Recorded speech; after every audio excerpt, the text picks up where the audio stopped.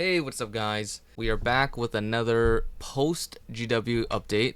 This time it is Fire GW. Jumping in, the first thing we see is Tartman. We don't talk about him. And then as you can see, this is what I got. No Sunstone, guys. It's been 1,000 years. I've never gotten a Sunstone yet. Don't think I ever will. And then these are my personal results. 7.5 billion, which is better than last time, but not as good as I expected. We'll get into more detail later.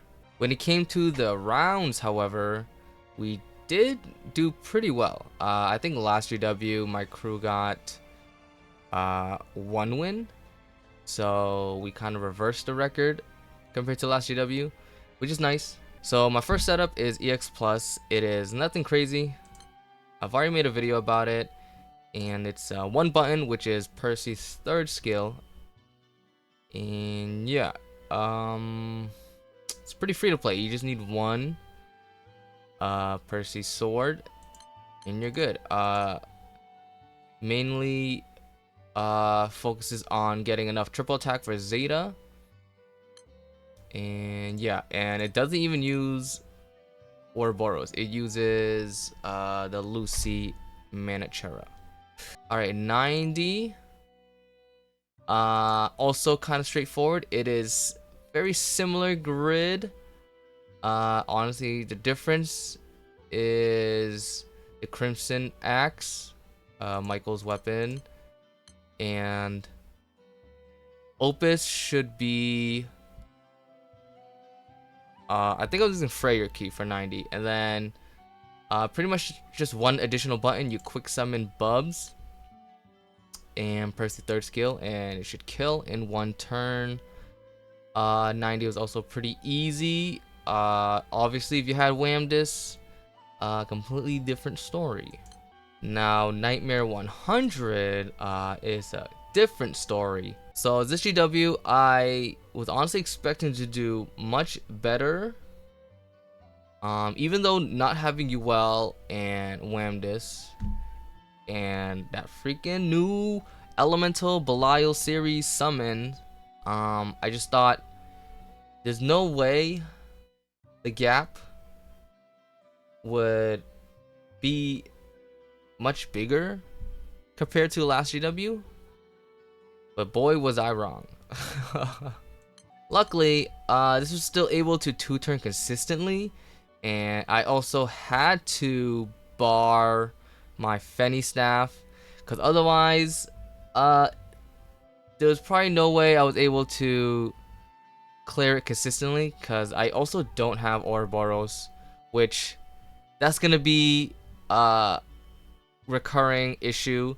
So moving forward, that'll be the goal for the next GW, is to get Ouroboros, because I felt like I would have had a much better time if I had it. But I ended up going for a Magna setup just because I have a jank primal setup. I don't really have like a bunch of the good pieces or like multiples of like Overriders or Lord of Flames and stuff like that uncapped. So Magna was just the most consistent, and you also got Tempering a good amount, which this setup heavily relies on skill damage, so it just made more sense. And it was also on Freyr key. Pretty much I was on Freyr key up until 250. Maybe 150 I changed it up. I honestly don't remember. But yeah, this one you would Yatima, and you would quick call the Sun and Wilnas for the 100k sup. I do have red hair, but it is only 0-star uncapped, and at that point it's just not really enough. And then also my Michael is only 0-star, so I feel like if my Michael was fully uncapped, again, that would be another story. But my luck with Michael throughout my entire career of GBF is actually terrible. So who knows when I'll get her uncapped fully, but I can only pray. Luckily, Fire GW is finally over with. This is pretty much nothing too crazy about the setup. I think you can find a very similar setup online. You really just rely on Percy's third skill for the damage and the grovel, just so you can survive for turn 2. Moving on to 150, which is pretty different than 100. Obviously, with the higher defense means a lot less damage. At least turn 1 is fine, but turn 2 your damage drops drastically, which is why we had to fit in some stamina mod in the grid just so turn 2 is not too bad. And then also this boss has reflect. I feel like if I ranted about reflect when water GW came around with Hacelia, and to be fair, like I felt like that was a countermeasure for her, so I get it, but that was also gross. But if they just start throwing reflect on everything, like come on, let's get a little creative here. It's just not fun. It's made a lot of runs very RNG, especially in the later difficulties. But you know what? Ragazzo was here to save the day. He did a lot of damage for the first 2 turns, and he was able to dispel and also tank a lot of the damage as well. Without him, I don't think I would have had a good time. Honestly, I wasn't having a good time either way. This one, I really felt not having Ouroboros. But again, TN was here to save the day. Again, this one was basically 2.5 turns. The boss would end up with like 5% HP at the end, and half my roster would be dead. So Anna would come in. She would use her third skill, which is just a very huge skill nuke, and we just finished the job because by then the boss would have like 7 singed or something like that. And yeah, Fanny Staff also MVP up until 150, because after that you throwing this weapon out the door. So going on to 250. So 200 honestly is pretty easy. You can use the same 250 setup and it'll work just fine. So I don't really farm 200s. 250. Oh, this was the worst boss in existence. So first I want to shout out my MVPs, Zeta, TN, Fenny, who had 0 EMP at the start of GW, which is now at 63 EM level, which is nice. And then Fro, and then Michael, perma backline, sorry girl. They carried all GW. Honestly, Zeta and TN and Fro have been carrying me ever since their inception. So thank you, girlies. So this is the grid. I actually reverted back to Primal since there was a lot of flexibility when it came to grid pieces in Agni, and you didn't really need a lot of duplicates, I'd say. So this one ended up working for me. The boss was, like I said, the worst boss ever. I just feel like they just threw a bunch of shit together and just said figure it out. The boss was just so tanky, had way too much like damage mitigation. It just seems like they're trying to purposely waste your time. When I first tried 250, I made like an ultra turtle setup, and even that couldn't clear. It was just like, it was a ton of heals. I was using lumberjack, Anthuria, Zelha Melina with her new uncap, and Fro frontline, and they all got wiped out 50%. And I feel like if you're trying to push people to slow down, you shouldn't punish players for being able to turtle a boss, because they're already gonna take like half an hour to run. So why would the boss need to be any harder or punishing for them, because they're already taking it slow? So I just feel like the mechanics never really are intuitive, They're just annoying, and to be honest, at this point, I don't think it's ever gonna change. Um, they just can't really design anything at this level or this stage in the game where mechanics can kind of cater towards a certain element. I don't even know what I'm saying, honestly, but these bosses just get worse and worse every GW. Oh my god, I'm all over the place. So let's actually look at the grid real quick.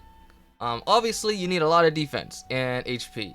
So I ran 3 Mugen swords, and they were actually pretty good for Agni setup because obviously you get the damage boost, and also since TN gives you guaranteed crit when the foes and break, and you also get a little crit from some of the weapons in grid. You can actually proc the supplement skill passive, so you don't need to even run Crimson Axes, which is nice, because that one is honestly, yeah, there's just no room for that.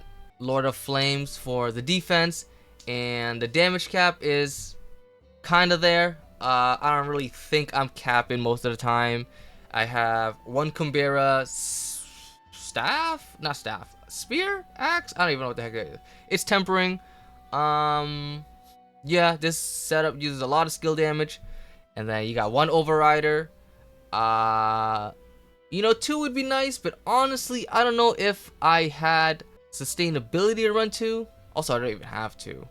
And then I ran this gun, which is from the Summer Claudia. What the hell is their name?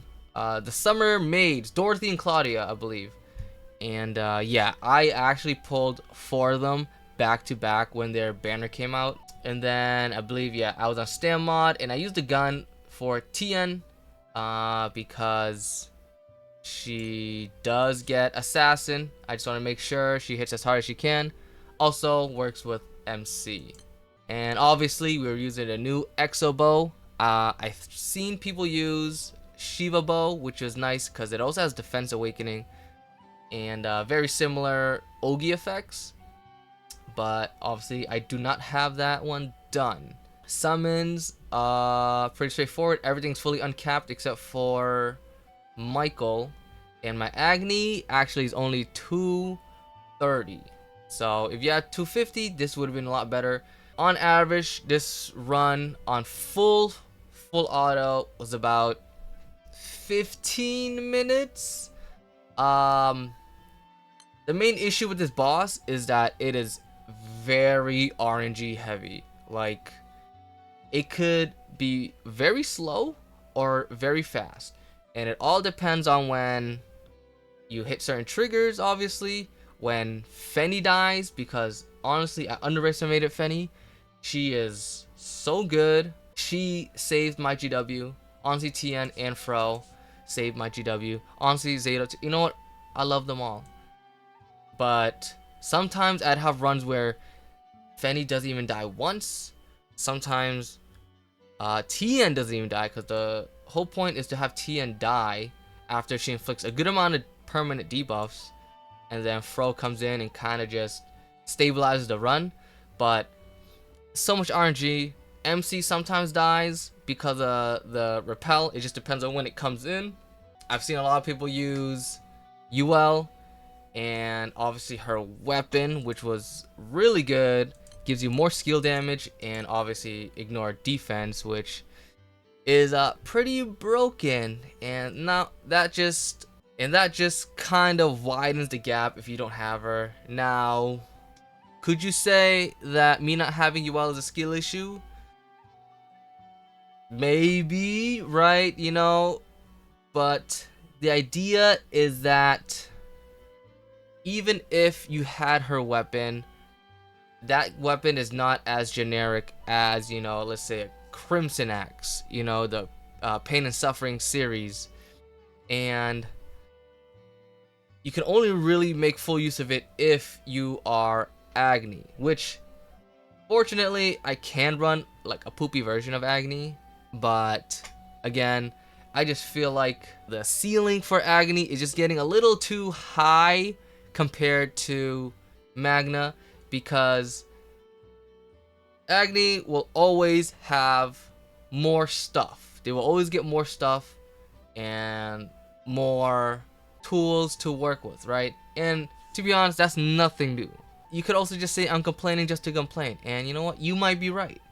But at the end of the day, this fucking boss sucked. Fuck you, Tartman. The one good thing to come out of this GW was honestly Tien and Fro. The fact that they are free characters that you can just grind and build up and throw on your team. It's really good. And don't get me started about these new elemental Belial summons. I felt like it's something that was gonna happen just because after the Summer Lotto incident, they had to give everyone a free lottery ticket, which most people probably picked Belial, and if you didn't, then you were bricking your account. So pretty much after that event, everyone was on the same level with Belial, and his release didn't really escalate or raise the ceiling. So they had to come out with something to get people to pull, and those Rover summons were the result of that. Do I agree? Honestly, no. I don't agree with a lot of things Cygames does, but that's just how it is. This game is 1,000 years old. It's a freaking browser game. Japanese style gacha game, so they don't really like to change a lot of things, and they also especially ain't listening to their global audience. So overall, I feel like I had a lot more to say, but you know, after letting my thoughts marinate for a day, I've cooled down a lot. You know, I still hate Tartman and everything he stands for. If you watch some of my Guild Wars streams, you would see how much I hated this man. And I think the general consensus is no one really likes him either. But this is the standard now. I thought water was to counteract Hesselia, and then light was kind of like, okay, they kind of got a little too trigger happy with the boss and kind of maybe copied and pasted a little bit too much from water GW. And then this time around, it got worse than the two combined. Honestly, this is the worst boss. I don't recall having the same amount of issues compared to like GW and water GW. And you know what? I don't expect it to get better going forward. You know what? It could just be Fire's high level slash like end game character rosters aren't that good compared to like its burst counterparts, which I could see the argument. I mean, if you didn't have Fenny, you didn't have Fro, you were kind of struggling a little bit. There were obviously there's a lot of other combinations that you can think of, but you know, I don't want to spend all round thinking of a setup because 250 already takes a while. And then if I'm constantly testing, I'm going to be wasting an entire round just for coming up with a setup for 250. Although it is kind of fun this time around, not so much. Alright, that's pretty much it. This video was kind of all over the place. I let my thoughts sit around for a couple days and I've calmed down. I think if I went into this video right after GW ended, it would just be a Tartman roast fest, but I didn't want it to be like that, so I kind of had to, you know, calm down a little bit, let my thoughts marinate. But by then, I kind of just forgot a lot of things I wanted to say, and this video just ended up turning into a rambling video just for the sake of rambling.